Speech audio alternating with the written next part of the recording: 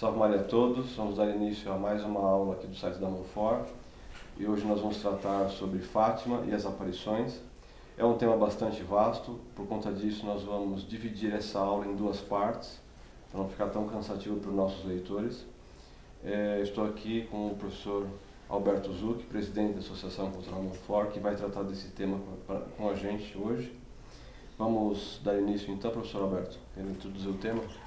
Vamos então, para começar, rezar uma Ave Maria, Robson. Em nome do Pai, do Filho e do Espírito Santo. Amém.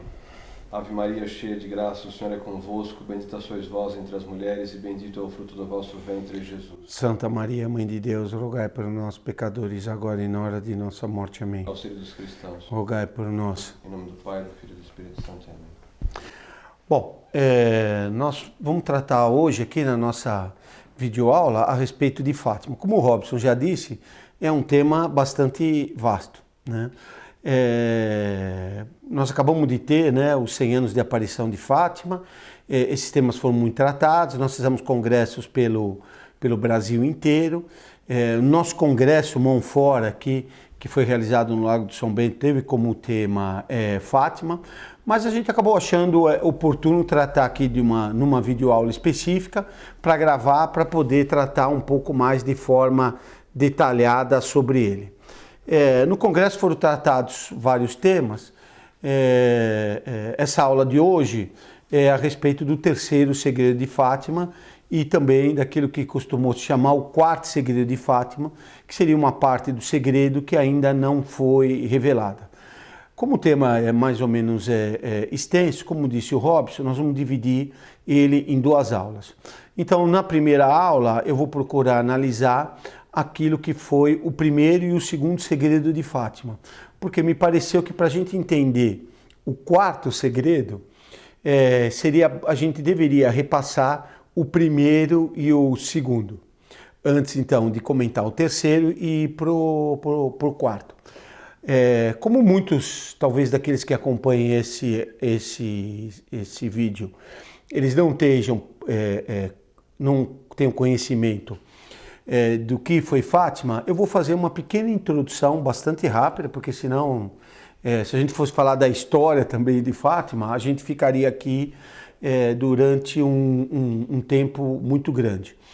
E aí vou então explicar um pouquinho o que seriam esses quatro segredos, um pouco para contextualizar para aqueles eventuais assistentes que ainda não têm uma ideia das aparições de Fátima. A gente notou isso muito, inclusive, nos congressos que nós fizemos pelo Brasil. Muitas pessoas acabavam não tendo o conhecimento que a gente suporia que tivesse de Fátima. Isso porque, né, nesse tempo, nos nossos tempos modernos de muita TV, muita informação, muita internet, na verdade as pessoas não conhecem, acabam conhecendo pouca coisa.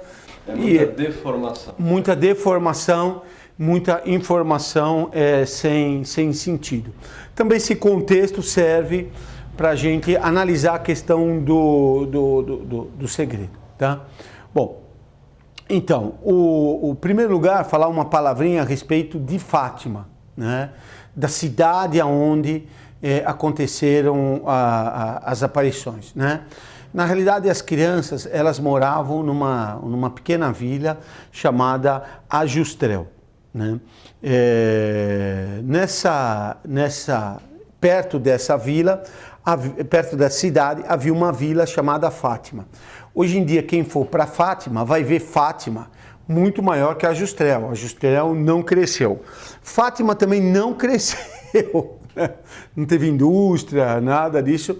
O que teve lá o que tem lá simplesmente é o comércio e os hotéis por causa da visita de Nossa Senhora e o santuário, que é um lugar bastante grande. Então, Fátima acabou crescendo por causa disso. Então, tem muitas casas, inclusive, suponho que são casas de pessoas que morem lá, né, que visitem lá. A população da cidade é pequena. Dos padres, conventos que tem lá, existem muitos conventos, muitas ordens que têm casas lá em Fátima.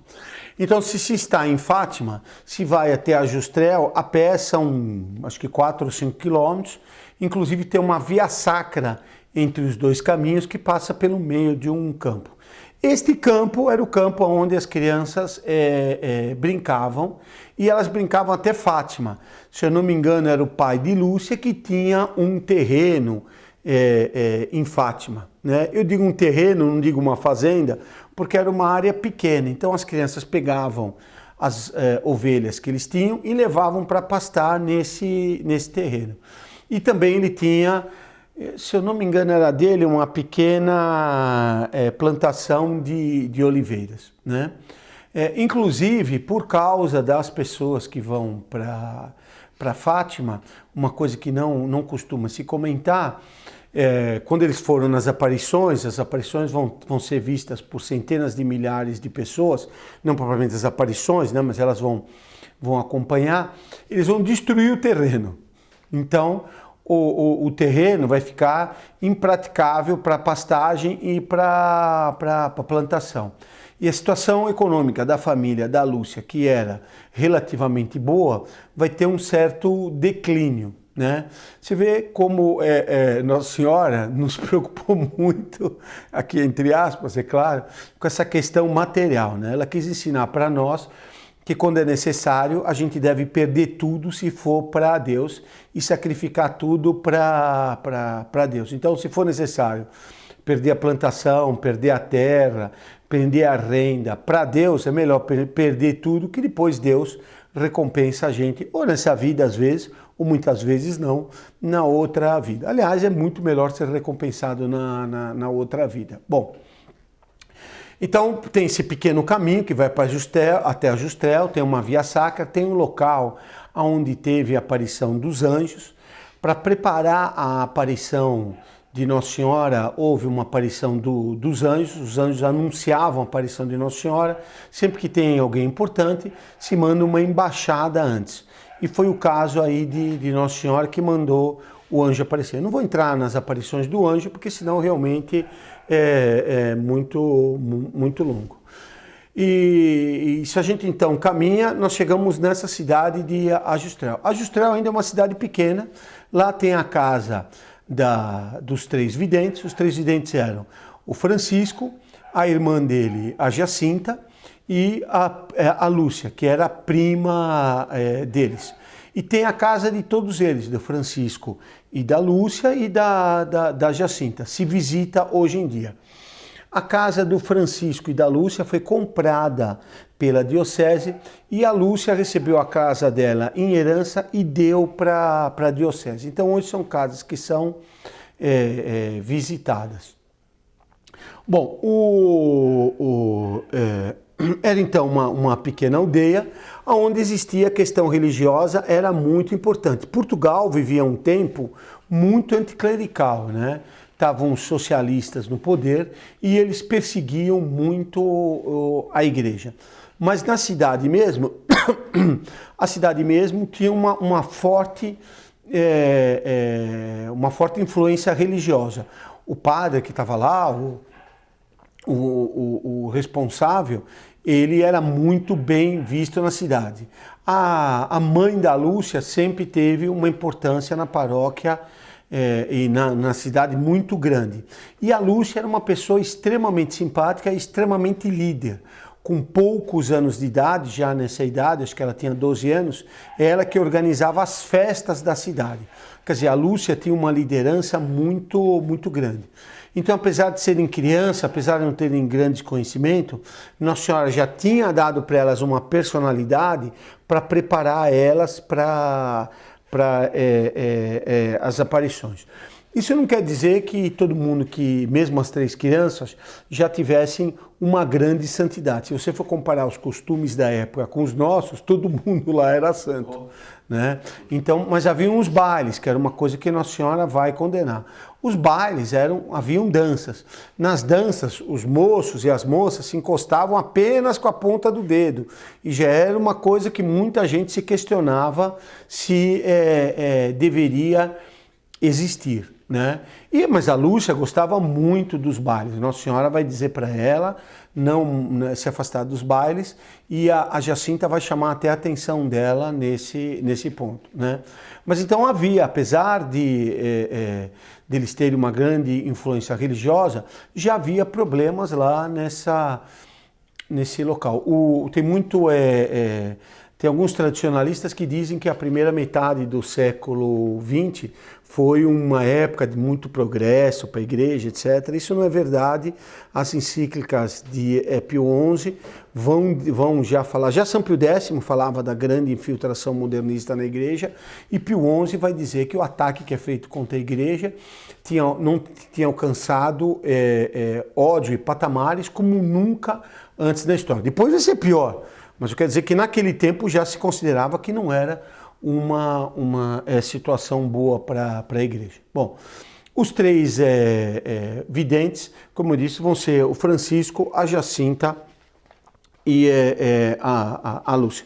O anjo, então, vai aparecer entre 1915 e 1916 para eles. Até as primeiras aparições vai ser para a Lúcia com outras duas primas dela. Essas primas, então, vão contar as aparições. A Lúcia tinha pedido para não contar, vai correr um boato lá que a Lúcia tinha visões, e a Lúcia vai se afastar dessas duas primas. Ela andava com essas primas para fazer o pastoreio e vai pedir para a mãe para então se aproximar da Jacinta e do Francisco. A mãe vai concordar, e aí ela vai ficar com eles, né? E aí que ela vai ter as aparições do anjo, e depois vai ter as aparições de Nossa Senhora. A primeira aparição de Nossa Senhora vai ser no dia 13 de maio de 1917. Por isso que costuma-se comemorar as aparições em 13 de maio de 1917. E Nossa Senhora de Fátima, Nossa Senhora do Rosário de Fátima, é comemorado nesse dia 13 de maio de 1917. Quando ela apareceu, estavam os três, e vai haver uma gradação em relação à aparição. A Lúcia vai ouvir, vai vê-la, vai ouvir e vai conversar com ela. A Jacinta vai vê-la e vai ouvi-la. O Francisco vai só ouvir Nossa Senhora. Então você vê como Nossa Senhora não trata os homens iguais. Ela trata os homens diferentes. Ela põe aí uma hierarquia, né? Então tem um diálogo entre ela e a Lúcia. Então Nossa Senhora aparece e diz: não tenhais medo, eu não vos faço mal, né? Já é uma coisa interessante, porque como era uma aparição, e é de Nossa Senhora, uma aparição humana, mas muito superior a nós, o homem acaba tendo medo. Então Nossa Senhora começa colocando calma nelas, né? Então a Lúcia pergunta: de onde vós mercês é? E Nossa Senhora responde: eu sou do céu. E aí Nossa Senhora diz que o que vem pedir para ela, né? Vim para vos pedir que venhais aqui durante 6 meses. Então Nossa Senhora pede para ele 6 meses. Então seria maio, junho, julho, agosto, setembro e outubro. Eram 6 vezes que ela iria aparecer. Depois ela vai dizer que no fim vai dizer quem ela é, né? E aí então, como ela diz que veio do céu, a Lúcia já pergunta: e eu vou para o céu? Nossa Senhora diz que ela vai, né? Que o Francisco, depois ela pergunta do Jacinto e da Francisca, e eles dizem que também elas irão pro céu. Então, tem outros detalhes, eu vou aqui que não interessa tanto, tá? Depois, então, vai ter a segunda aparição, que vai ser no dia 13 de junho de 1917, né? Nossa Senhora, então, vai aparecer para elas, né? E aí vai começar a pedir já para eles fazerem sacrifícios, né? Ela pergunta de novo se elas vão para o céu, quando que elas vão. Então ela diz que o Francisco e a Jacinta ela vai levar rapidamente, e que a Lúcia vai ficar um pouco mais. E aí depois disso vai começar a se espalhar, já depois da primeira aparição já começou a se espalhar a notícia de que a Lúcia tinha visto alguma coisa. Quem contou foi a Jacinta, contou para a mãe, e a notícia vai se espalhando. Os pais da Jacinta e do Francisco vão acreditar mais nela. A mãe da Lúcia não acredita muito nela, né? E os padres da região? Então, logo depois da aparição do dia 13 de junho, o padre vai fazer um interrogatório e perguntar, afinal de contas, o que Nossa Senhora disse para vocês. E ela conta que Nossa Senhora só pediu para a gente rezar o terço. Então o padre vai dizer, não é possível que seja Nossa Senhora. Será que ela vai vir do céu aqui para Portugal, num lugar todo sem importância, só para pedir para rezar o terço? Isso ela já pediu, né? Aqui entre parênteses, né, para não perder a viagem, como eu costumo dizer, o Dr. Plínio também dizia que ele estranhava muito que Nossa Senhora tinha aparecido em Portugal. Por que ela não aparece na França? Não tinha aparecido na França? Como é que ela vai aparecer em Portugal, um lugar tão secundário, né? Você vê como ele era um grande profeta que tinha, como dizem, o dom da sabedoria, né? Ele não sabia por que Nossa Senhora apareceu em Portugal, né? Então elas vão voltar no dia 13 de julho e ela sempre pergunta o que faz, ela sempre diz que vai voltar para rezar o terço. Pulei um detalhe interessante, no dia 13 de junho, Nossa Senhora pede para elas rezar e pede para eles aprenderem a ler. As crianças não sabiam ler. Então Nossa Senhora disse, vocês precisam ler, ou seja, vocês precisam estudar, né? E Nossa Senhora, então, vai aparecer. No dia 13 de junho é que vai acontecer o segredo, as aparições. Eu não vou entrar aqui nos detalhes, que eu vou deixar um pouquinho mais para frente, aí eu comento todos. Mas então, as crianças vão ter uma visão. Essa visão vai ser primeiro do inferno, depois Nossa Senhora vai dar uma explicação e depois vai dar vai falar de uma outra visão. Então esse é o famoso segredo de Fátima. Ele se dá então no dia 13 de julho de 1917. Algumas pessoas já estavam acompanhando a visão. Era um bom número de pessoas, não eram 3 ou 4. Se eu não me engano, era alguma coisa entre 200 pessoas, mais ou menos, que já estavam indo lá. Já tinha gente, inclusive, de fora, que não era de Fátima, a aparição já tinha se espalhado. E as pessoas que estavam lá comentam que a certa altura viam a face das crianças com grande terror. Foi o momento que elas viram o inferno. A Lúcia vai até dizer isso daí nas aparições. Bom, então, no dia, quando eles saem, eles perguntam o que aconteceu para as crianças. E as crianças dizem, Nossa Senhora contou um segredo, Nossa Senhora proíbe eles de contarem qualquer coisa da visão, qualquer coisa. Então, eles saem de lá e eles perguntam as pessoas perguntam, por que vocês olharam com aquela cara apavorada? Se Nossa Senhora mostrou uma coisa para nós, mas é um segredo. E as pessoas, é claro, na hora que disseram é um segredo, a primeira pergunta que a gente faz é, qual é o segredo? Conta, né? Não dá para falar um pouquinho aí? Dá só conta um pedacinho. E as crianças não queriam contar nada. Aquilo se espalhou que nem fogo na pólvora. Todo mundo, Nossa Senhora apareceu, contou um segredo, nós vimos as crianças apavoradas, elas se diziam que as folhas mexiam apesar de não ter o vento, alguns escutavam um zunido, se tinha uma sensação diferente, mas todas as coisas subjetivas que evidentemente ainda não provavam de maneira nenhuma aparição. Mas então deu se espalhou pela cidade, se espalhou, foram falar com o padre, o administrador, que era socialista, comunista, ficou sabendo e então começou a ficar preocupado, o que ia acontecer, as notícias estavam se espalhando, ele então, para impedir que elas visitassem, que no dia 13 de agosto, ele sequestrou as crianças, né, e levou as crianças presas. As crianças presas, não vou novamente dar os detalhes aqui, mas elas foram presas, foram ameaçadas. É uma parte muito bonita das aparições, vale a pena ler, mas elas mesmo ameaçadas de morte, elas acabaram não contando o segredo. Enquanto elas estavam presas, o povinho lá se reuniu, queria saber o que tinha acontecido, porque elas foram sequestradas pelo administrador lá com uma desculpa, que ia tratar elas bem, ia fazer qualquer coisa, depois ia devolver, e as crianças não voltavam. E o administrador, para poder pegar as crianças, pediu para o padre ir pegá-las.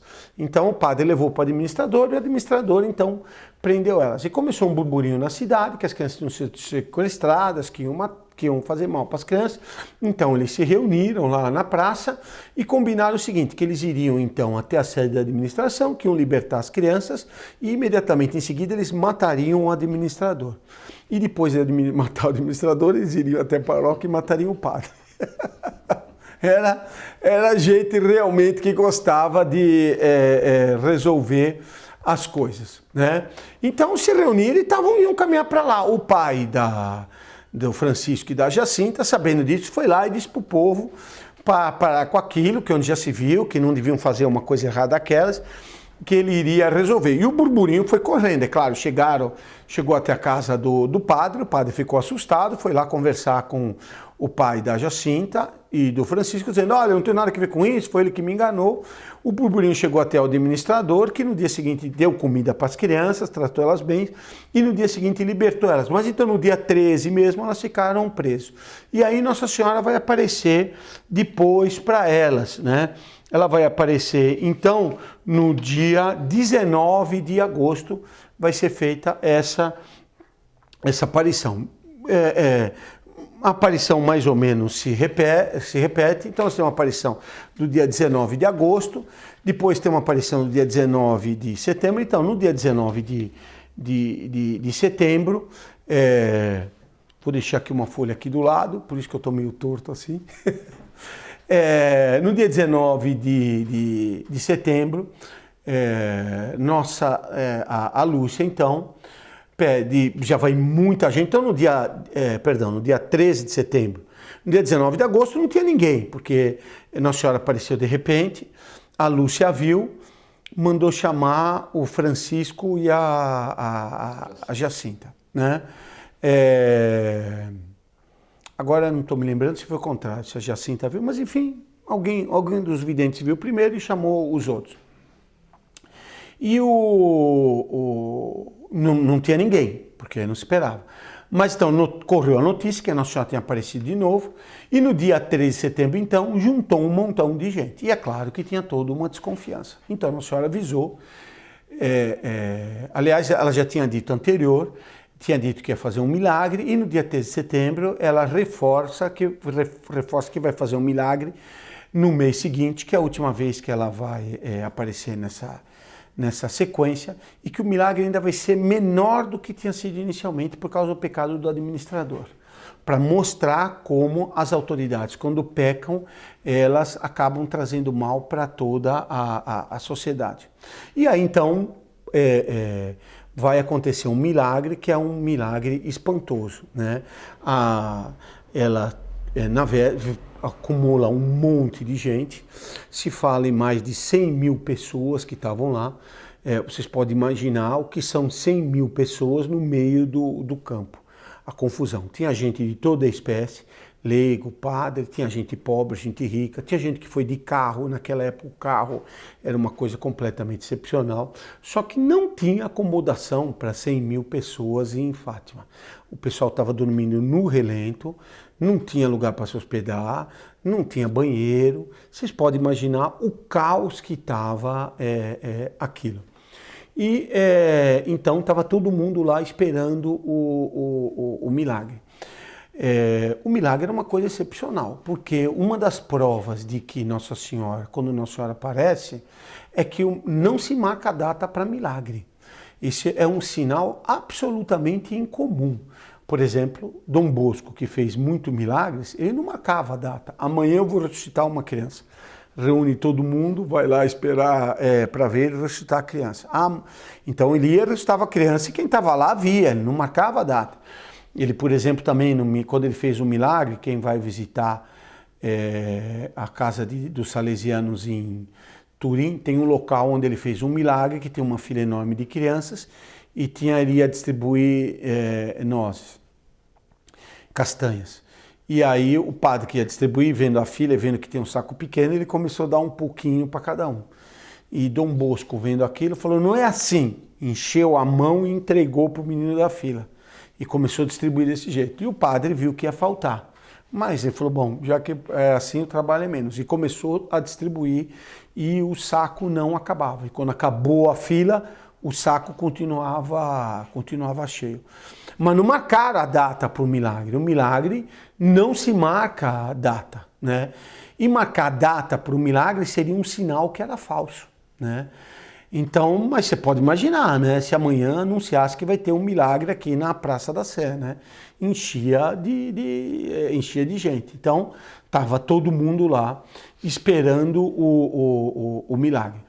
A mãe da Lúcia nunca tinha ido nas aparições. Mas ela resolveu ir porque ela tinha certeza de que como não ia ter um milagre com aquela multidão, iam ficar com raiva da filha, iam dizer que tinha sido enganado e iam matar a filha dela. Então ela tinha certeza que a filha ia morrer, já tinha encomendado a missa, etc. E ela disse, eu vou lá para morrer com a minha filha. Né? Então, mas ela tinha certeza que era mentira, né? E os pais da Francisca e do Jacinto acreditavam um pouco mais, mas não tinham nenhuma certeza do milagre. E na véspera, então, começou a chover, né? Choveu à noite e choveu a cântaros, né? Não parava de chover. Durante toda a noite choveu e durante todo o dia choveu. Aqueles que tiveram a oportunidade de andar no mato quando chove, você pega um grupinho de pessoas e depois, ou durante a chuva ou depois da chuva, vocês tentem andar no mato, né? O primeiro que anda tem barro pelo tornozelo, o segundo já tem barro pelo joelho, o terceiro barro já está no pescoço. Você pode imaginar 100.000 pessoas andando no barro, um lamaçal, uma sujeira, uma confusão enorme. Bom, quando deu a hora, que era por volta do meio-dia, levaram as crianças para lá e tinha uma multidão enorme em torno das crianças.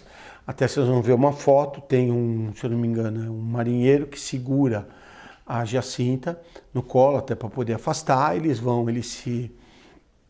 se aproximam, aí eles rezam, Nossa Senhora, ela vem, Nossa Senhora vinha, a multidão toda ficou em silêncio, eles conversam com Nossa Senhora e de repente, então, no fim da aparição, eles vêm aparecer Nossa Senhora, aparece São José com um menino Jesus. E aí acontece o milagre. O sol, então, começa a cair, ele vem em zigue-zague, o primeiro sol começa a girar que nem um louco, toda a multidão vê o sol girando, alguém diz, olha o sol, e o sol começa a girar, então todo mundo olha pro sol e de repente o sol começa a vir em zigue-zague em direção à Terra e aí começa uma correria miserável.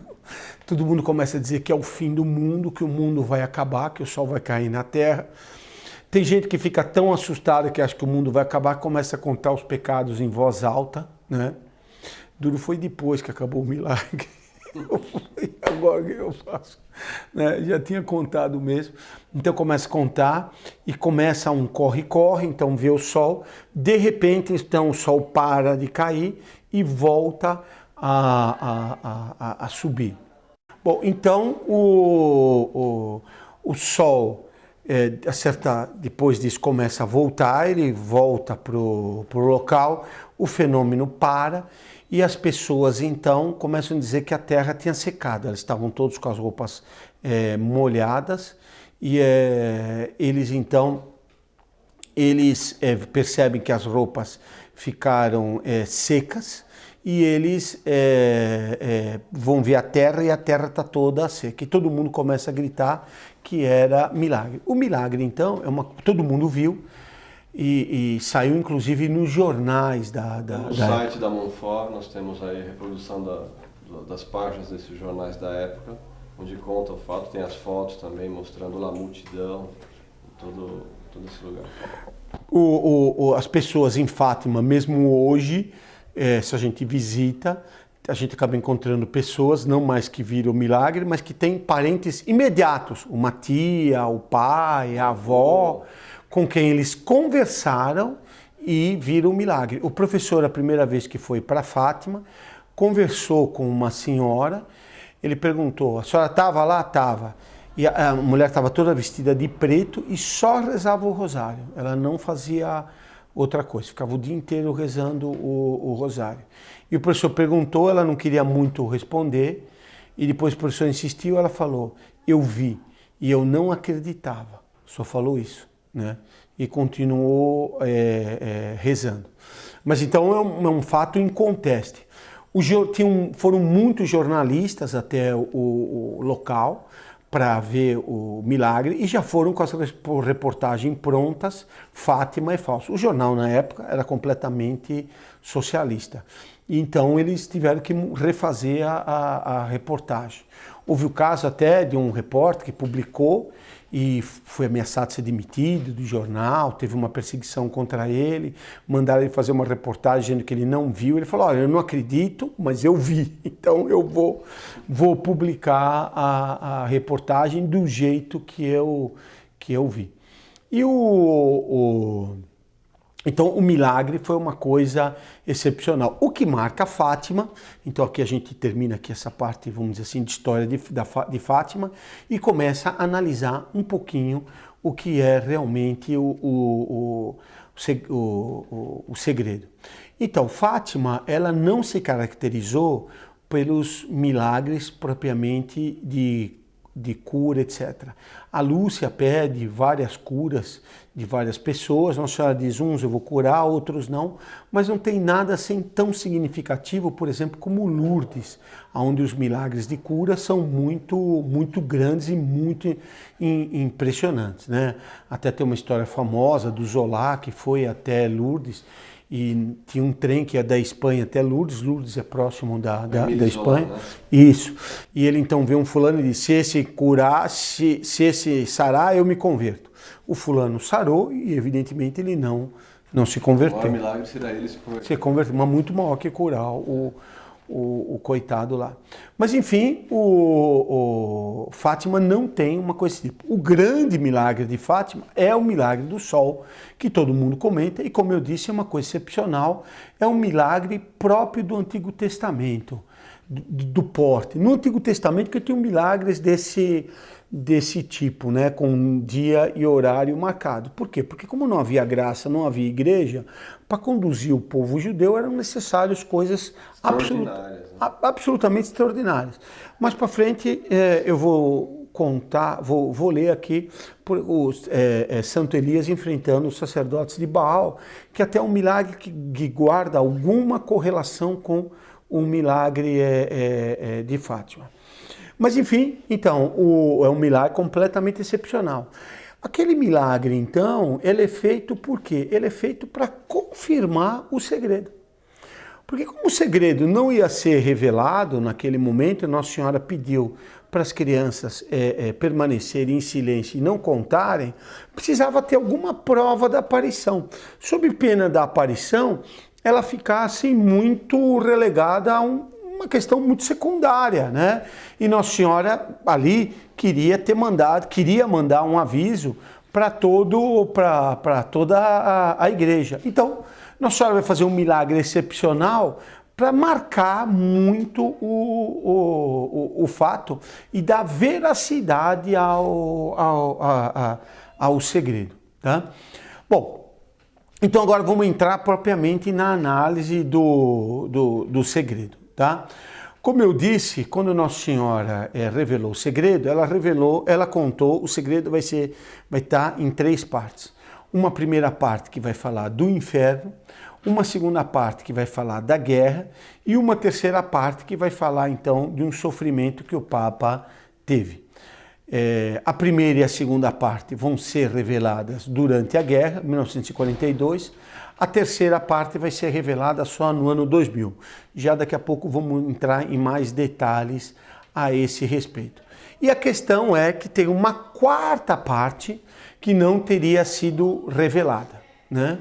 É isso que a gente vai tentar também dar uma certa analisada aqui na nossa videoaula. Se bem que adivinhar o que não foi feito é difícil e não é nosso objetivo fazer aqui um teste de adivinhação. Mas enfim, o que nós vamos fazer então? Analisar essa primeira e essa segunda parte do segredo. Primeiro, que vai ser essa videoaula, depois numa segunda parte, analisar a terceira e ver essa questão da não publicação do segredo. Isso daqui tem, sobre essa não publicação, eu diria que tem 3 correntes, né? Como sempre, quando a gente vai estudar um assunto, a gente põe 3 correntes, 2 extremadas e a moderada, que é a nossa posição. Esse é um sistema infalível para a gente não errar. Mas, de fato, a gente tem uma posição, vamos dizer assim, que eu chamei de modernista, de radicalismo modernista, na qual diz, não, tudo que foi já está revelado, o segredo foi todo revelado, e nós vamos ver que fala de uma morte de um Papa. Essa morte estaria relacionada com João Paulo II, com o atentado que teve na Praça de São Pedro, e ele não morreu porque Nossa Senhora desviou a bala. Então a profecia foi mais ou menos cumprida. 81, né? Atentado de 81. O atentado de 81, exatamente esse.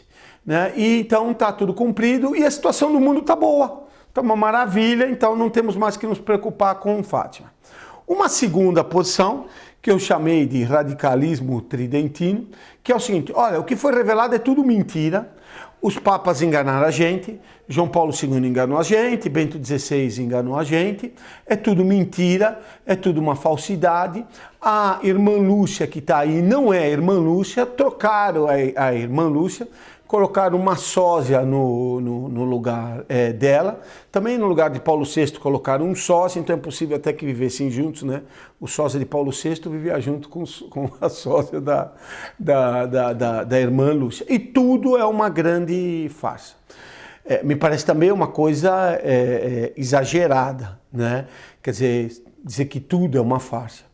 E uma terceira posição, que seria uma posição intermediária, que é o seguinte, que uma parte do segredo de fato foi revelado.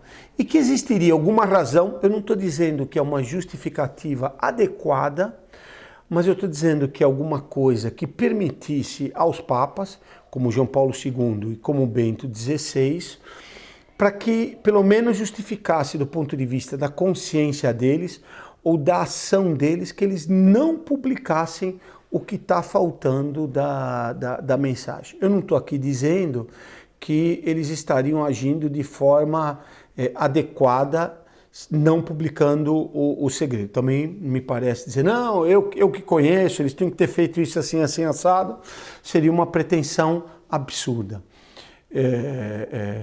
Aqui, exagerando, se fosse eu, é claro que eu publicava, né? Parece fácil dizer isso. Os problemas dos outros a gente resolve com grande facilidade. Mas deveria existir alguma coisa que fizesse com que os papas não tivessem publicado esse segredo, tá? Então nós vou procurar fazer essa análise, tá? Dentro dessa análise, eu vou iniciar analisando a primeira e a segunda parte do segredo, que eu acho que é muito útil para a gente entender o que aconteceu na terceira e nessa suposta quarta parte do segredo. Professor Alberto, para fazer essa análise, né, até pegando algumas perguntas que os leitores mandaram para o site, o leitor Alexandre de Araçariguama, ele pergunta se o senhor pode indicar algum livro que poderia se basear para tentar se posicionar, como é que ele vai arrumar um posicionamento correto com relação às aparições, que livro que ele poderia usar para isso? Bom, em primeiro lugar, queria recomendar o site, né? Fazer propaganda nossa mesmo aqui. Tem um artigo do professor Orlando, Fátima é um enigma envolto em um mistério, né? Esse é um artigo bem interessante que trata, né? E tem outro artigo do professor onde ele analisa um livro do Sotti, é esse livro aqui, O Quarto Segredo de Fátima, né? Nós não vendemos o livro. Esse livro foi editado em Portugal. É difícil achar esse livro aqui no Brasil. Em italiano, para quem lê italiano, vale a pena. Me pareceu bastante ponderado a respeito de tudo isso que a gente vai tratar. O Sotti não é um tradicionalista, ele começou a escrever o livro, na realidade, até para contestar os tradicionalistas.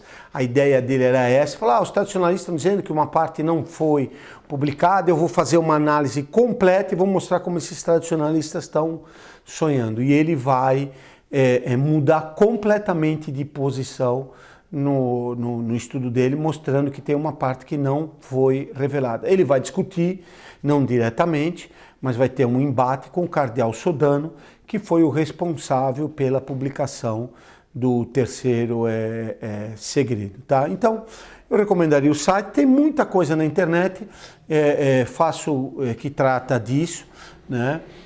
Faço apenas atenção para não levarem muito em conta essa questão da substituição da irmã Lúcia. Tá? Professor Alberto, temos uma outra pergunta do leitor Marcos Luiz, de São Paulo, e ele vai perguntar sobre a irmã Lúcia. Então ele escreve sobre a fraude da falsa irmã Lúcia. Então ele diz que existia essa fraude, onde mostram evidências que a irmã, mostrada recentemente, não é a irmã que viu na senhora. Existia uma outra irmã colocada pela imprensa, enfim. E seria uma outra pessoa se passando por ela. Gostaria de saber a posição de vocês com relação a isso, porque isso me abalou muito. Bom, primeiro a nossa posição é sentada agora nessa aula. Nossa posição não interessa muito, por isso que eu faço essa brincadeira. Nós tivemos agora no centenário de Fátima, a gente teve em Fátima. Como eu disse, a casa da irmã Lúcia, ela está em poder da diocese por doação da própria irmã Lúcia. E lá fica a sobrinha dela, sobrinha neta dela. Ela é filha de uma sobrinha dela, isso. E ela conheceu, ela não estava viva no tempo das aparições, mas ela visitava a irmã Lúcia no convento, né? E ela contou um fato muito interessante para nós. Lá há muitos cartazes, exatamente em Ajustrel, há muitos cartazes que a irmã Lúcia teve lá no ano 2000. E como é que ela foi para lá no ano 2000? Ela foi porque ia ter a publicação e João Paulo II pediu que ela tivesse em Fátima. Então ela estava lá na missa em Fátima. Acabou a missa, né? Então tem os cumprimentos, etc. O sobrinho dela, que é padre, estava do lado dela e falou, falou para ela, irmã, vem aqui, vem no meu carro, vou levar a senhora. A irmã Lúcia entrou e ele, entre aspas, sequestrou a irmã Lúcia, levando até a Justrel, que são 5 quilômetros de carro, não dá 5 minutos de carro. E aí chegou lá, estava tudo muito esperando, estava tudo combinado lá. E a irmã Lúcia, então, chegou lá, cumprimentou essa sobrinha, e nós perguntamos para ela lembrava de tudo? E ela disse, a tia, como ela dizia, tem uma memória espetacular, ela sempre foi conhecida aqui por ter uma grande memória. Vê como Nossa Senhora prepara as pessoas do ponto de vista natural. E ela então perguntava, e aquela casa continua com a família tal? E aquela outra continua com a tal família? E o problema de doença do fulano foi resolvido? E tal coisa. E ela passou então o dia inteiro lá conversando sobre reminiscências. Ora, deixar um sósia ficar junto com as pessoas que viveram com ela desde pequeno, que conheciam as coisas dela desde pequeno, era uma loucura. É claro que o sósia... com todo mundo o que ia ser falado, né? Ou então era aquele filme de ficção científica, né, que implanta memória no outro. Não é um sósia, mas é um clone, né? Então, evidentemente que não era um sósia. Quer dizer, esse fato não poderia ter acontecido. Se fosse um sósia, eles teriam preservado a irmã Lúcia, acabou lá, né? O sósia, que também sabia que era sósia, diria para o sobrinho, não posso, não vou, tenho um infarto, qualquer coisa lá para não ir junto com eles. O grande argumento que se dá, que eu tinha visto, vou confessar para você, não perdi muito tempo com isso, né? Mas o grande argumento que se dá nessa linha é a questão da arcada dentária, né? Olha como era de um jeito e olha como era do outro. Parece que aí existe uma resposta muito simples. Você arrumou os dentes dela, né? Hoje em dia, com muita técnica, né? Eu quero dizer, hoje em dia já, há 20, 30 anos, até dentes postiços, uma dentadura, desculpa o prosaísmo, mas enfim, né? Como está se falando disso, seria uma solução para essa suposta falsificação, para explicar essa falsificação. Se fala também da letra dela, a letra aparece de um jeito, não aparece do outro, mas são todas coisas muito subjetivas. Teria que se imaginar um complô enorme dentro do Vaticano, do quais os papas fariam partes, né? E tudo isso a troco de quê, né? A troco de garantir, já que a irmã Lúcia teve um contato místico com Nossa Senhora, ela ficou inerrante. Não é assim, né? As pessoas, os místicos mesmo, essas pessoas que tiveram graças estupendas de Nossa Senhora, se enganam e têm fraqueza.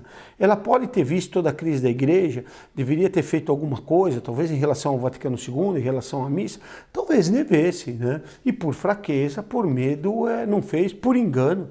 Eu sempre sinto o caso de São Francisco, que via Nosso Senhor, fundou os franciscanos, depois nomeou um sem vergonha, que era Elias de Cortona, como sucessor dele. Então, não vejo dificuldade nenhuma nessa questão, e esse posicionamento de um sósia me parece uma coisa completamente inventada.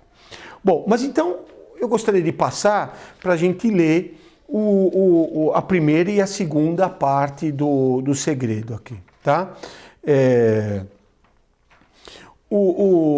Fátima, como eu disse, vai ter uma importância enorme pelo milagre. Essa importância ela vai ser confirmada pelos papas.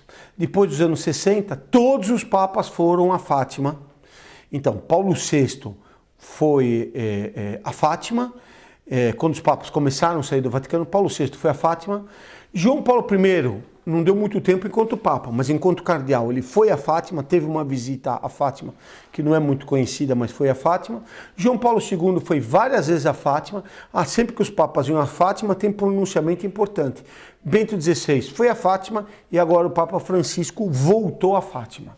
Quer dizer, Fátima é um lugar extremamente importante para a igreja, né?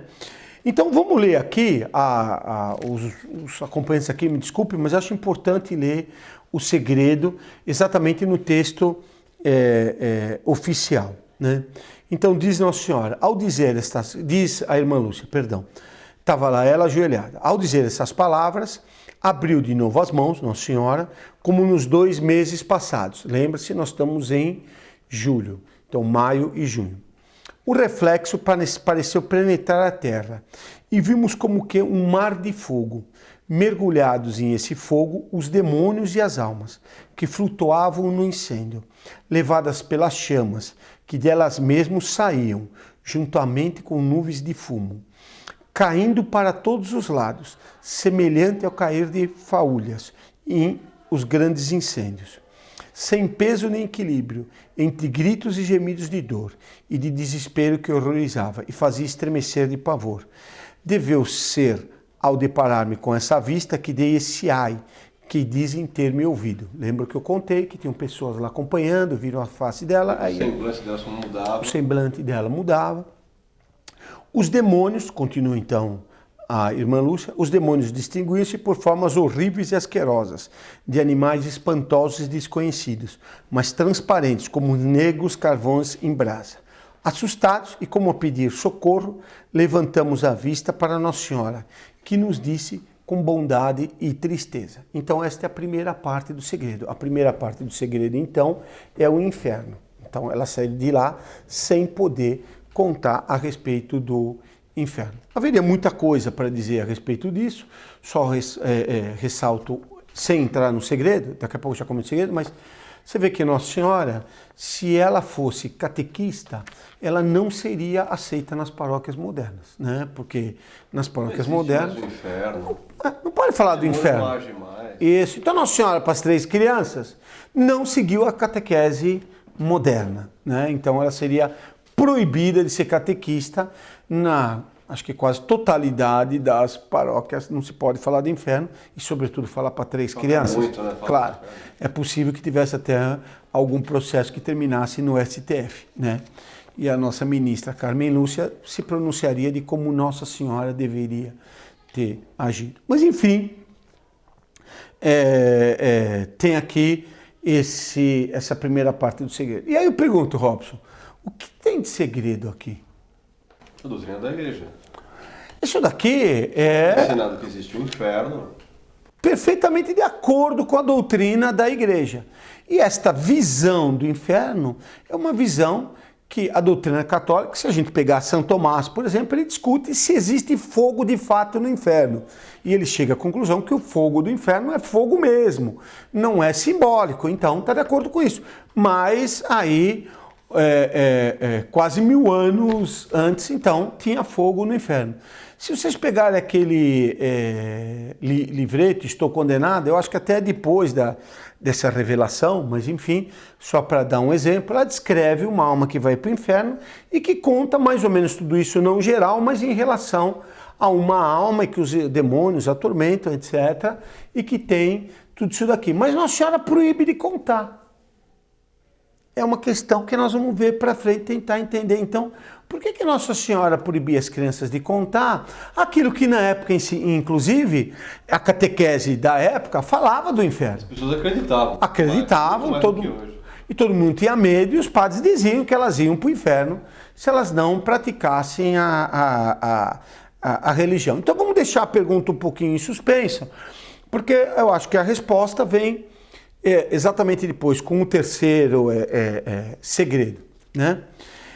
E aí vem, Nossa Senhora então conta a segunda parte do segredo, né?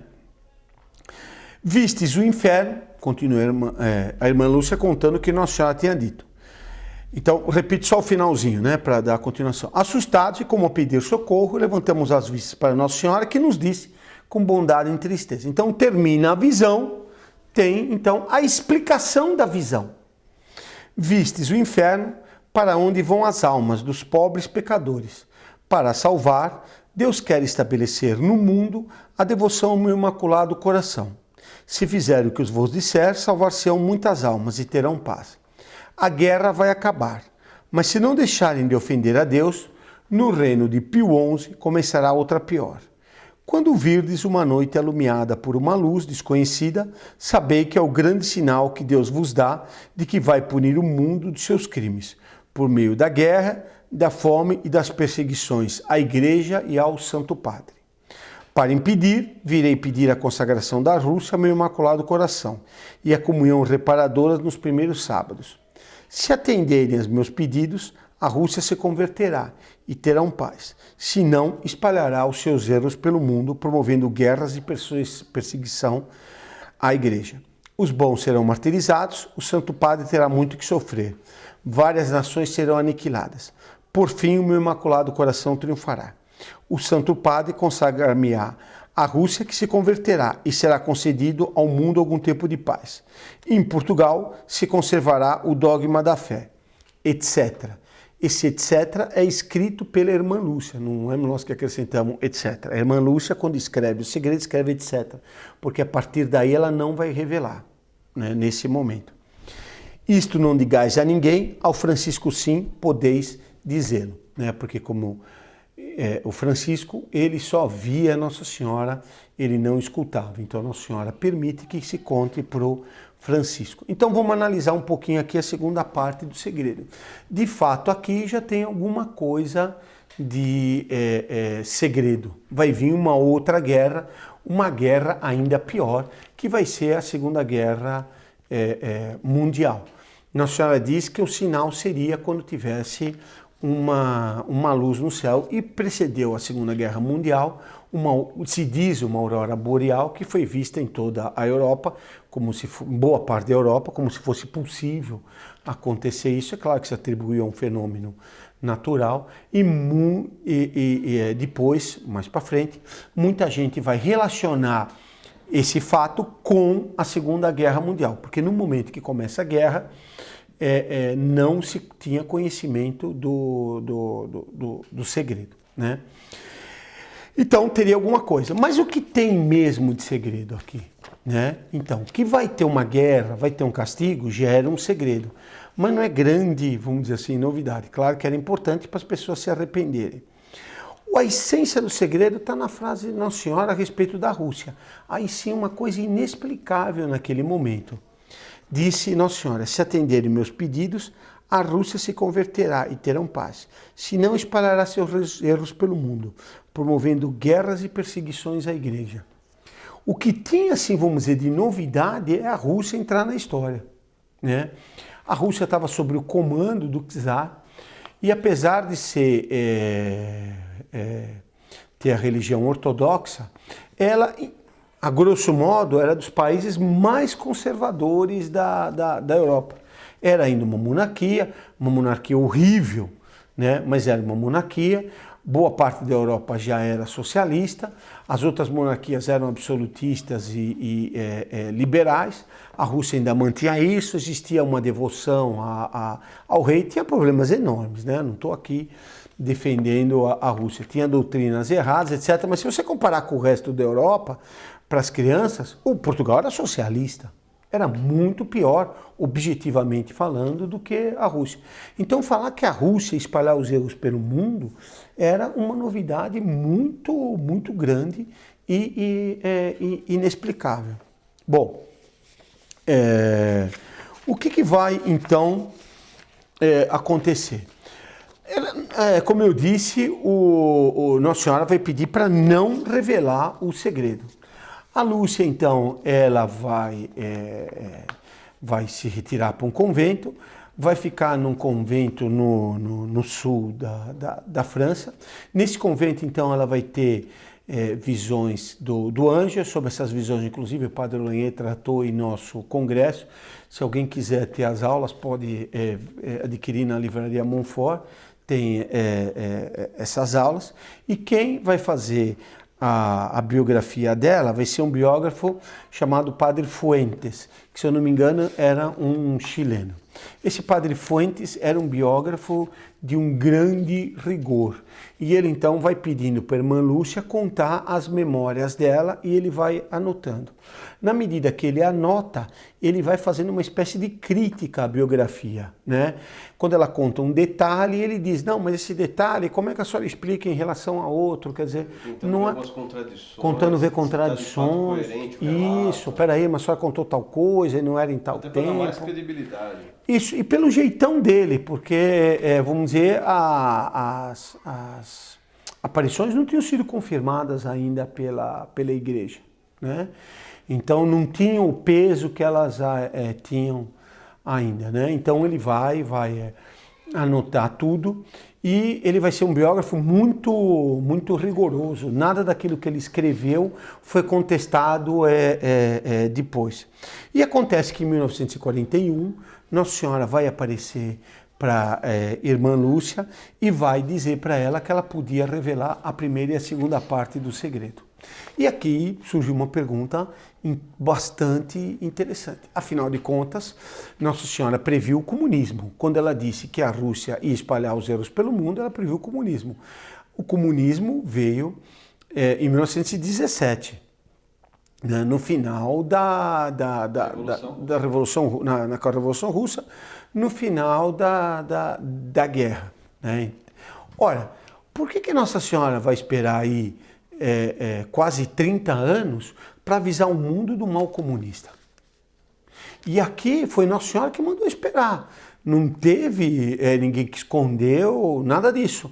A Lúcia revelou quando Nossa Senhora mandou. Ninguém segurou. Aqui foi Nossa Senhora que de fato mandou esperar. Por que então que Nossa Senhora deixa o mundo sofrer 30 anos com o comunismo? E tem mais, é num momento importante da guerra. Nós vamos ver aqui, né? A Rússia, ela vai ter o apoio de toda a Europa contra o nazismo. E é na guerra, então, que ela vai se expandir. Mas ela já tinha espalhado os erros dela pelo mundo, né? As ideias comunistas já tinham chegado em muitos lugares. Aqui no Brasil, já tinha tido uma intentona comunista, né? Em toda a América Latina tinha perigo do comunismo. O próprio Estados Unidos tinha com o Roosevelt um governo de esquerda. Não pode-se dizer que seja um governo comunista, mas era quase o governo do PT, né?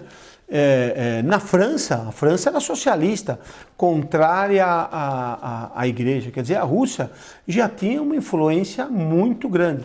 O México já tinha tido a Revolução Comunista, os cristãos já tinham lutado lá. E Nossa Senhora tinha deixado só para avisar aí no meio Da Espanha também. no meio da guerra. A Espanha, bem lembrado, Robson, já tinha tido uma perseguição gigantesca contra a igreja do comunismo. Por que Nossa Senhora vai esperar isso? Então, a gente analisando aqui os fatos, é claro que é um palpite, né?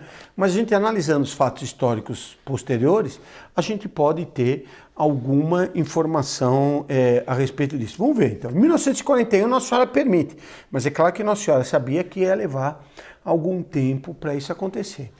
Em maio de 1941 acontece um fato que foi talvez o fato mais misterioso de toda a guerra.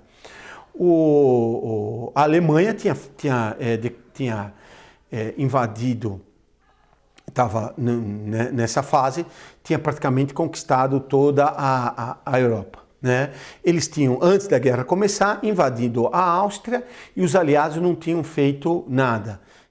O Hitler, como eu disse, invadiu a Áustria e aí foi feita a conferência, ele ameaçava invadir a Tchecoslováquia, parecia que ia começar a guerra, foi feita a conferência de Munique, aonde se entregou a Tchecoslováquia para ele. Os generais não acreditavam que os aliados fossem fazer, os generais alemães.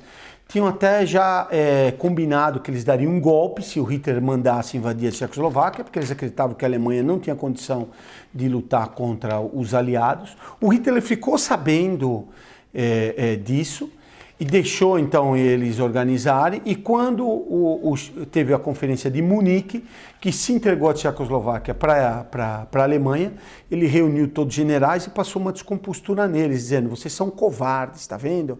Eu é que sei ganhar a guerra, não dei um tiro e peguei a Tchecoslováquia para nós. O Chamberlain, no final da reunião, chamou o Hitler e disse para ele: você promete que esse é seu último desejo de conquistas aqui na Europa? O Hitler falou: prometo. Jura por Deus? Juro. Aí ele fez até, jurou assim. Aí o Chamberlain falou para ele: você assinaria esse papel aqui dizendo isso? O Hitler falou: claro, me dá o papel. Assinou o papel e devolveu para ele. Tem na internet, se vocês quiserem ver, o Chamberlain chegando com o papel na Inglaterra, todo mundo comemorando, porque teve a paz, né? Logo em seguida, ele tinha pego uma parte da Tchecoslováquia, que era o Sudete, logo em seguida ele invade a outra parte. Então o Chamberlain disse que estava decepcionado, onde já se viu, etc. Ele então ameaça, exige a entrega da Polônia, os aliados não aceitam, ele invade a Polônia, os aliados não fazem nada. As tropas todas estavam na parte oriental da Alemanha. Se os aliados tivessem invadido, teria acabado a guerra. Não havia tropas para defender a Alemanha na frente na parte francesa. Eles invadem e não acontece nada. Invade a Polônia, a Rússia também invade a Polônia. Então ele passa as tropas para o lado francês, ele depois vai invadir a Dinamarca, vai invadir a Suécia, a Finlândia era aliada dele, e todo lugar que ele invade ele ganha rapidamente, né? Os ingleses perdem lugar após lugar. O Roosevelt então manifesta apoio em privado para a Inglaterra, mas diz para não divulgar, porque os Estados Unidos não queria se meter na guerra de jeito nenhum. Os americanos tinham ficado muito ressabiados com a Primeira Guerra Mundial. Para se ter uma ideia, proporcionalmente entre combatentes e soldados que morreram, os Estados Unidos é o maior percentual da guerra. Quer dizer, morreram percentualmente mais americanos que ingleses e franceses. Então os americanos... Uma guerra que eles não iniciaram. Que eles não tinham iniciado, que foram lá na Primeira Guerra Mundial, então eles ficaram... Não tinha muito motivo para eles entrarem, então foi uma coisa assim que deu uma revolta muito grande nos americanos. Eles acharam que tinham se metido num problema que não tinha nada a ver com eles. Então eles queriam neutralidade. A Europa quer fazer guerra, problema deles. Nós queremos aqui ganhar dinheiro, né? Bom, então o Hitler se concentrou para atacar a França, a Bélgica estava do lado dos aliados, a Holanda era neutra, mas pronto para entrar do lado dos aliados. O Hitler então vai ter um período assim que não tem hostilidades, mas o Hitler vai depois invadir a França e na Primeira Guerra Mundial eles não conseguiram invadir a França. E na Segunda, então, eles tinham feito a linha Maginot, umas linhas de defesa que eles imaginavam que seria uma grande façanha, e em um mês a França é completamente derrotada, né? A Alemanha fez um verdadeiro passeio, uma derrota, eu brinco, muito pior que o Brasil no 7-1 com a Alemanha. Foi um passeio daqueles. Não foi 7-1, foi 15-1. Foi uma coisa assim, um desastre enorme para a França. A França vai se render, a Inglaterra então vai ficar sozinha. Muito. Foi um castigo, né? Na realidade, depois que Napoleão invadiu os territórios papais, a França não ganhou mais guerra nenhuma. Bom, então os aliados, sobrou só a Inglaterra, né? E na época então se dizia que a Inglaterra estava disposta a resistir, etc. Hoje se sabe que os ingleses tentaram um acordo com os alemães, né? Isso teria sido então a grande vitória do nazismo, né? Acontece que nessa tentativa de acordo, o acordo não saía. Não saía porque havia dificuldade dos aliados de comunicações. Eles estavam em guerra e não havia um intermediário entre eles, né? No final da guerra até vai ter esse mesmo problema com o Japão. Mas enfim, tinha essa dificuldade, né? Então, acontece que na Inglaterra existia um movimento nazista bastante forte, com sociedades secretas. O antigo herdeiro da coroa, o rei, tinha sido substituído porque era nazista, né? Ele foi substituído pelo Jorge V, que é o pai da Elizabeth, que tem até um filme aí que trata da gagueira. O rei tinha dificuldade de falar. O filme romanceia, evidentemente, as coisas, mas, enfim, ele tinha sido afastado. Então, o partido... havia uma sociedade secreta muito forte, nazista na Inglaterra. Então acontece um fato misterioso. O Rudolf Hess, que era o segundo na hierarquia do nazismo, estava logo abaixo ao Hitler, o grande ideólogo do nazismo. Tinha gente que dizia que na realidade era o primeiro, que o Hitler trabalhava orientado por ele. Pegou um avião para tentar conversar com o Duque de Edimburgo, que era nazistoide. E acontece que no meio do caminho, isso era maio, então, de 1941. 10 de maio de 41, o Rudolf Hess vai ser preso. Na verdade é curioso até, não é 13 de maio, mas é uma data bem próxima. Ele então tenta voar para a Inglaterra. No meio do voo, o avião dele tem um problema, ele tem que pousar num campo na Inglaterra. No meio da guerra, um avião passando, te chama atenção, óbvio, né? Não era um avião inglês. Quando ele pousa, ele tenta fugir, a polícia logo chega, prende ele. Quem que é? É o Rudolf Hess. O Hess então vai ser preso durante toda a guerra. O Hitler vai declarar que ele está louco. Quando o Hess é preso, o Stalin então vai declarar que, diante daquele fato, ele sabe que a Alemanha vai invadir a Rússia. Aparentemente não tem uma relação de uma coisa com a outra, né? O Hess então é preso. O Hess vai ficar preso até o fim da guerra. O Hess vai ser condenado à prisão perpétua e vai ficar preso na Inglaterra, incomunicável. Ninguém visitava o Rudolf Hess.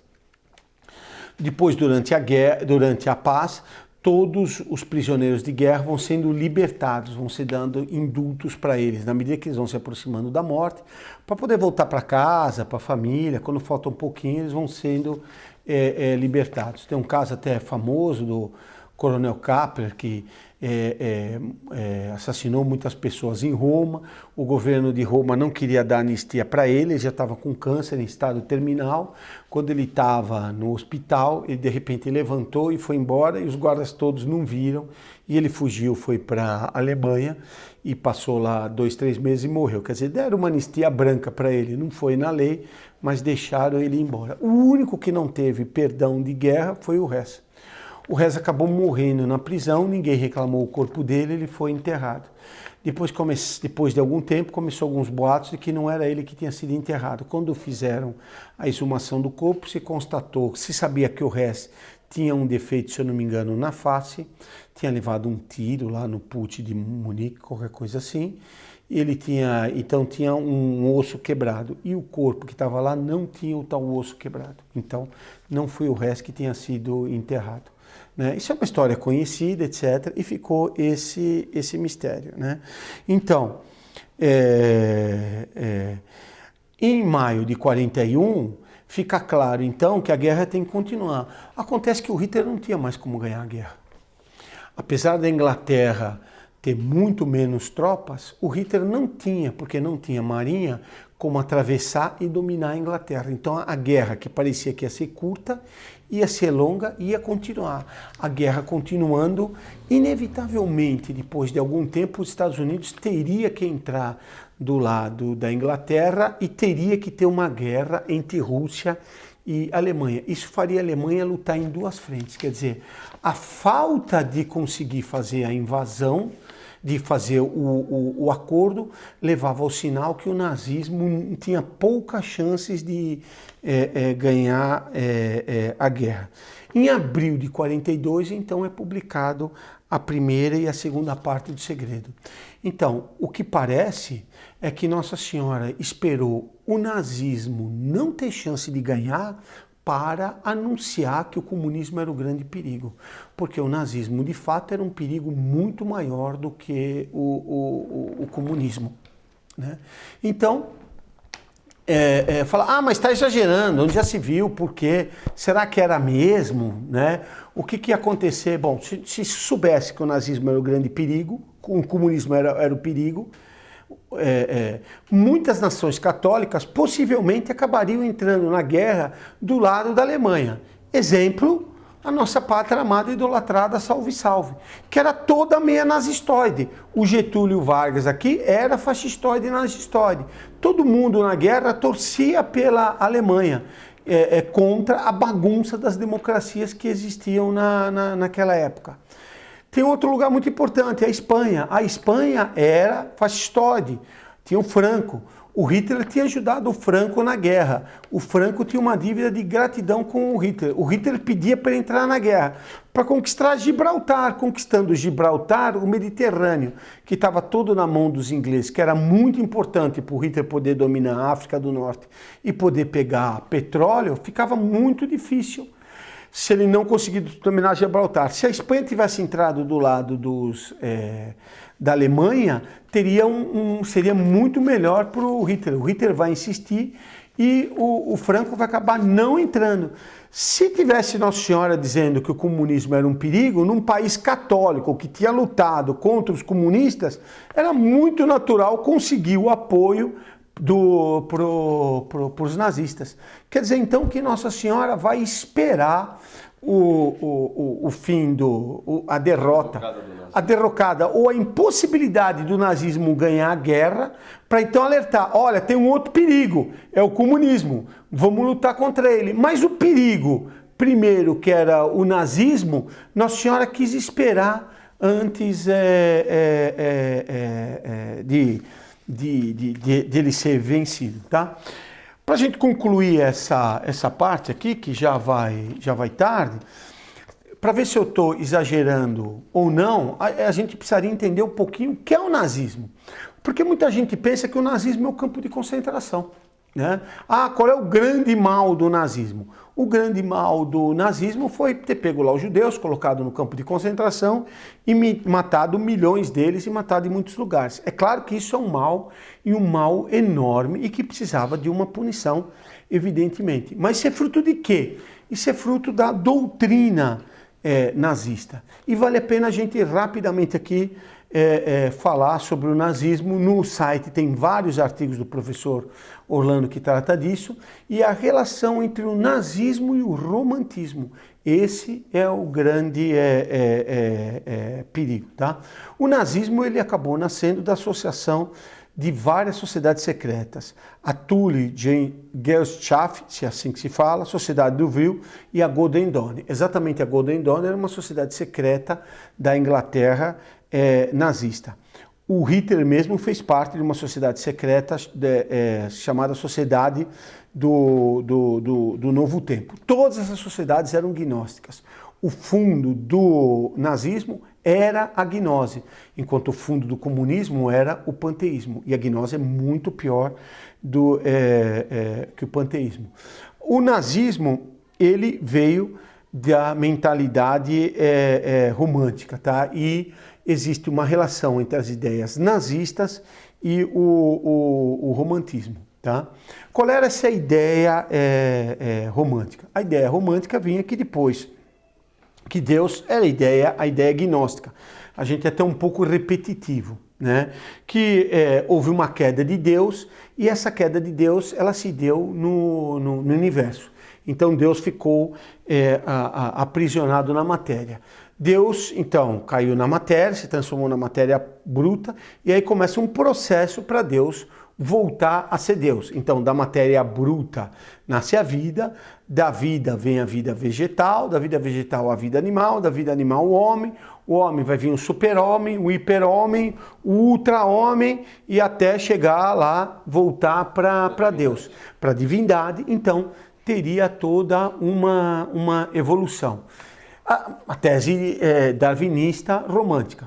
Os nazistas o que vão fazer? Vão pegar exatamente essa tese romântica e vão dizer o quê? Bom, se tem que ter evolução, por que a gente não dá uma ajudazinha na evolução? Então nós temos que criar uma super raça que é o racismo, né? A Alemanha tinha essa mentalidade, os Estados Unidos também tinham essa mentalidade. As leis eugênicas nos Estados Unidos, até a guerra, eram piores do que as leis que tinham na Inglaterra. Se tratavam as pessoas de cor, os negros nos Estados Unidos, pior do que até a guerra. O Hitler tratava os judeus na Alemanha. Então, nessa queda, vai haver um momento em que o homem vai tomar consciência dele mesmo. E tem que existir um progresso em todo o universo. Então diziam os românticos que um espírito que tivesse completamente deslocado da matéria, ele se transformaria num demônio. Os demônios eram isso, eram os espíritos que tinham se separados da matéria e, portanto, eles não poderiam mais evoluir. Mas assim como existia um espírito, uma matéria para cada homem, então eu tenho esse espírito, você, Robert, tem esse espírito, etc., deveria também existir um espírito para a nação. Esse espírito, o que era? Era o Estado. Daí, então, eles defenderem o romantismo, defender o nacionalismo. A nação era a coisa mais importante. Por quê? Porque ela envolvia o espírito nacional que iria evoluir. Então, isso que explicava como seria a evolução da Alemanha. A Alemanha deveria, então, evoluir. Então, o Estado, então, deveria ser absoluto. Ele era uma parte da evolução que caminharia para Deus e o Estado, então, deveria se transformar divino. Por isso que o Estado tinha todos os direitos sobre o indivíduo. O Estado era o conjunto do espírito materializado, né? Aí o materializado, entre aspas, porque não era propriamente uma matéria só, mas todo um conjunto que deveria evoluir, então, e iria alcançar a divindade. Por isso que o Estado podia tudo. Manda matar os judeus, matam os judeus. Manda matar os loucos, matam os loucos, né? Manda desapropriar, desapropria. O Estado fazia aquilo que ele bem entendesse, né? E o Estado, a personificação dele, se dava no Führer, se dava num homem que refletia mais adequadamente aquele Estado. Então, havia uma ditadura do Estado personificada em uma pessoa. Então, tudo que o Hitler fazia deveria ser seguido. Os românticos pregavam isso para todas as nações. Então, o Estado alemão vai ser a personificação do romantismo alemão. O romantismo vai se desenvolver, sobretudo, enquanto filosofia na Alemanha. Então, o nazismo não é aquela matança. Aquela matança, ela é decorrente do nazismo. Assim como propriamente o comunismo não é a matança é decorrente da mentalidade comunista. A matança mostra como aquela doutrina é errada. Mas a doutrina nazista e romântica de que existe, então, um espírito, que esse espírito vai evoluindo, que Deus está presente em todos nós e que haverá uma evolução e que nós retornaremos à divindade e que, portanto, o homem é Deus, essa é a doutrina gnóstica e romântica que tinha se espalhado pela Europa inteira, inclusive entre os católicos e principalmente entre os católicos. Então, por exemplo, na França, quem vai fazer sucesso entre os católicos é o Maurras. Vocês também podem ler o trabalho no site. Que chega a receber elogios até de Dom Lefebvre.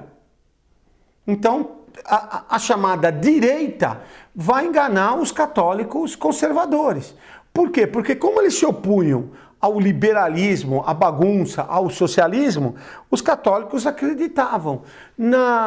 O fascismo vai ter lá o movimento do Mussolini, fascista. A certa altura, os fascistas vão proibir os católicos de entrarem no movimento fascista. E Pio XI vai protestar, dizendo que os católicos também podiam ser bons fascistas. Que história é essa? Os católicos podiam ser bons nacionalistas, confundindo. É claro que Pio XI não defendia a gnose. Já vão dizer aí, Montfort diz que Pio XI era agnóstico. Não estou dizendo isso. Eu estou dizendo que exatamente esse engano levava os católicos, que eram mais conservadores, que eram contra o comunismo, a aderirem a essa tese. Aqui no Brasil nós também tivemos isso, né? O movimento integralista, né, procurava arrebanhar todos os católicos, tá? Bom, então existe uma relação muito grande, e o site trata disso, entre tradicionalismo e a direita. Hoje em dia é a famosa filosofia perene, né? Para não perder a viagem, do Olavo. Então, veja, eu vou ler um trecho aqui do que está no nosso site, num artigo do professor, né? Então, o professor vai citar um autor chamado Ozanam, está no livro do Gusdorff, a página 792. Há uma religião primitiva, de origem antiga, essencialmente divina, e por isso mesmo essencialmente verdadeira. Propriamente o perennialismo. É esta herança transmitida desde o alto ao primeiro homem e do primeiro homem aos seus descendentes que eu tenho pressa de procurar. E me vou, pois, através das regiões dos séculos, removendo os pós dos túmulos, pesquisando os detritos de todos os templos, exumando todos os mitos, desde os selvagens de Coque até o Egito de Sesóteres. Os egípcios, que são considerados por católicos de nome conservadores, como sendo aqueles que influenciam a Igreja Católica naquilo que se refere à sabedoria. Bom, desde os hindus de Vishnu até os escandinavos de Odin. Os exames desses materiais embaraçam, para além dos aspectos circunstanciais, um elemento imutável, universal, primitivo, inexprimível pela história e pela geografia, tanto mais completo e tanto mais puro quanto mais se remonta aos tempos mais antigos. Esta verdade original e universal, difundida sobre a terra e em seguida se corrompeu e se misturou a todas as fábulas e todos os erros. A revelação primitiva, fundamento de uma tradição unitária. O perennialismo será reafirmada pelos sustentadores da ortodoxia católica até o meio do século XIX, que já é o professor. Ela é encontrada no Ensaio sur le panthéisme dans la société moderne, do abbé Henri Marais, que defende as posições da igreja contra as ideologias em moda. A história das religiões se confunde com uma história do cristianismo, horizonte de todas as crenças da humanidade. Então, o professor comenta exatamente essa ideia. O nazismo, então, ele vai vir dessa ideia do perennialismo. Existe, do perennialismo, aqui não historicamente, mas é a mesma. Existe uma religião universal que é a gnose e que de qual todas as elas vão procedendo. Uma grande romântica foi Ana Catarina Emmerich, que exatamente também influencia hoje todos os católicos, todos. Muitos católicos de linha tradicionais, né?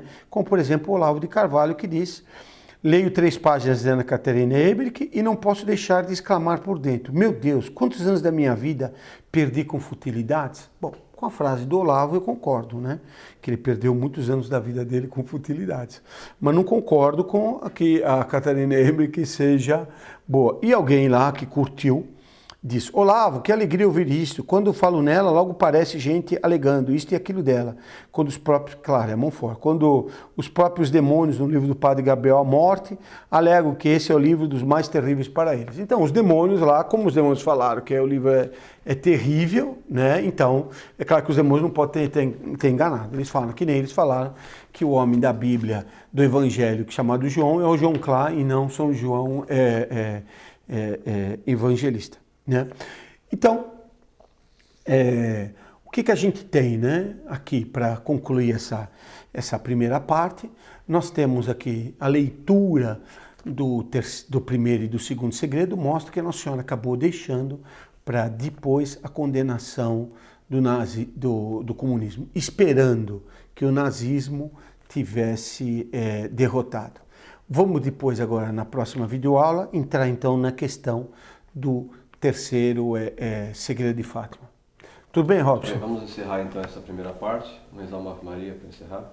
Em nome do Pai, do Filho e do Espírito Santo. Amém. Ave Maria, cheia de graça, o Senhor é convosco. Bendita sois vós entre as mulheres, e bendito é o fruto do vosso ventre, Jesus. Santa Maria, Mãe de Deus, rogai por nós, pecadores, agora e na hora de nossa morte. Amém. Consoladora dos aflitos, rogai por nós. Do Pai, do Filho e do Espírito Santo. Amém. Amém.